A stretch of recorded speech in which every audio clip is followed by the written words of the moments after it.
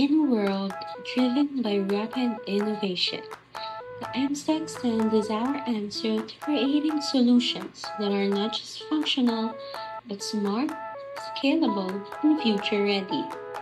This project brings together modern tools, problem-solving creativity, and collaborative engineering to build a system that doesn't just work, but works brilliantly. Through this NSTEC project, we aim to push boundaries, explore new possibilities, and transform ideas into something real, initiative, and impactful. As it's a big concern to our country, the waste management problem, as it is also a global problem and it reflects to the communities here in the country in our province. Pangalan niyo? Kusel Jolas Makalingkag ng Muson Primero. Johan Aberhana, 15 years old and isang student. Ako si Elizabeth Makalingkag, isang guro. Ako si Yvette Bulanhagi. Si King Ivan de Malaluan. First question, anong kadalasang mga uri ng basura ang inyong nakikita sa inyong paligid sa komunidad? Mga plastic ng chichirya, bote, at iba't iba pa. Plastic bottle, itong balat ng hamburger, balat ng rende, yung mga mga plastic na nadadala ng hangin galing sa may malapit na tindahan gaya ng lumian. Plastic bottles, ang mga straw, styro, yung candy wrappers, tsaka yung wrapper ng mga junk foods, at saka mga tissue. Ang mga madalas ko nakikita mga basura ay mga balat ng mga chichirya, mga bote, ng plastic, ng mga soft drinks, mga dahon. Ang common na nakikita ko ng mga basura is plastic bottles, yung mga disposable plastics na cup, tapos mga yung sa mga junk foods na Tissue. So, para po sa inyo, ano po kaya yung mga problema ng community regarding po sa mga basura? Ay, yung problema yun, nagkalat nga yung basura sa paligid. Yun, kasi madami nagtatapon ng basura sa paligid, sa kalsada lalo. Nagkalat na basura, tapos walang mga basurahan, walang tamang tapunan. Lalo yung mga estudyante na halimbawa naglalakad, nakikita ko kung saan na lang tinatapon ang mga basura nila. Ay talaga yung baha. Problema sa baha. Paglakas ng ulan hindi na kaya, paglaki ng volume ng tubig hindi na kaya ng baha. Naagos na paloob at walang paloob ng mga bahay, walang dadaanan ng baha na sadyang doon pupuntahan dahil sa liit ng kanal, sa laki ng tubig, naapaw pa sa loob ng bahay. kulang sa mga trash bins, tsaka yung pangongolekta pa, hindi na disseminate ng maayos kung kailan or saan kukunin yung mga basurang kukolektahin nila. Walang kakaunti ang mga basurahan, tsaka walang nag-iikot na garbage truck. Sa tingin mo, ano kaya ang mga dahilan o sanhi kung bakit may ganitong problema ang inyong komunidad? Unang-una, walang disiplina ang mga tao, at pangalawa, kulang sa proyekto ang mga namamahala dito.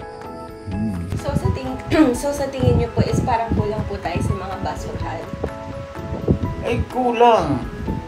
Kulang na kulang. Ay mga makakalat kaya mga basura ngayon kung may tamang lalagyan ng basura. Para hindi, ayan ang nagiging sanhi ng isang pagbaha na harang sa isang drainage. Kulang sa trash bins, hindi alam kung kailan magkukuha ng basura. Yun. Siguro sa kawalan ng basurahan sa bawat komunidad. Walang mapagtatapunan ng mga tao kasi minsan walang basurahan sa kalsada. Kasi yung mga basurahan nasa mga bahay-bahay, wala sa kalsada. Tapos yung mga taong dumadaan basta kumakain, patak Kulang lang ng patak. Pati yung mga sasakyan at sila lang insya ng mga candy wrappers. So sa tingin niyo po, kahit po ba may trash bin, is pwede pa rin pong magkaroon ng problema sa community natin regarding po sa mga basura? Abay, oo naman, dahil ang ating kanal, maliit.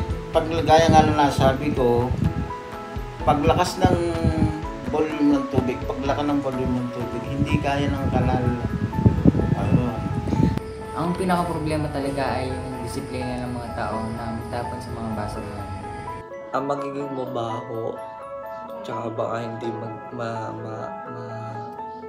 malinis ng mga tagapangalaga ng trash bins, and baka hindi din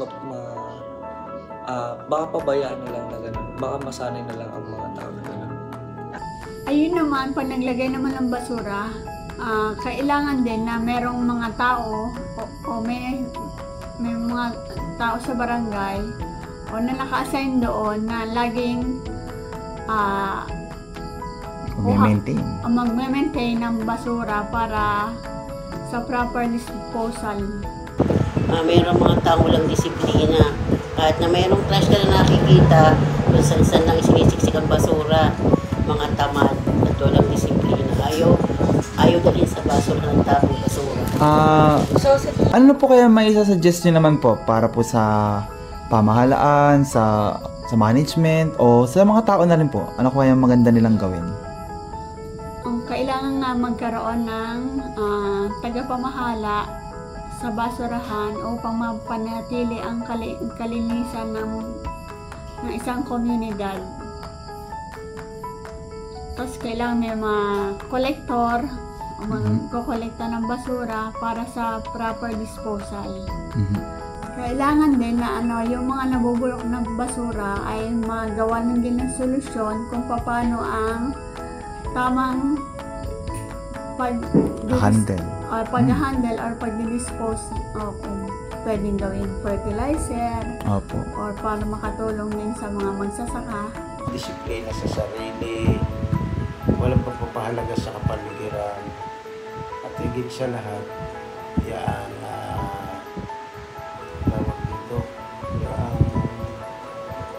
hindi nila naiintindihan ang magiging sanhi na dulot ng pagtatapon ng basura sa kapaligiran. Unang-una, dapat maggawa ng mga marami pang basurahan, at pangalawa, sabihin sa gobyerno ang ating mga problema sa basura. Kayo ng batas na magmumulta ang lahat ng nakikita magtatapon ng basura sa kalsada. Tapos maglagay din ng tapat ko, linis ko, para yung may bahay mismo ang magbawalis ng mga basura nasa kanilang harapan. At saka yun nga maglagay ng basurahan para ilintapon ng mga basura ng mga tao. I-promote, magawa ng kahit chart or announcement man lamang para maayos yung mga problema na gano'n tungkol sa basura. Okay. Having heard your thoughts and opinions, it is now in our hands to promote a solution for the global problem, for this community and even to other communities that are in need. The MSAC stands as a testament to how thoughtful design and smart engineering can reshape something as ordinary as waste management by combining modularity, convenience, and sustainability. It offers users a system that grows with their needs and elevates everyday habits. And as we continue to refine and expand its capabilities, the MSAC reinforces one simple truth: better waste management leads to a better living. This project is only the beginning, an invitation to imagine cleaner spaces, smarter solutions, and a future where innovation meets responsibility. Let us all remember that solution, innovation, and hopefully a better nation starting from this community immersion.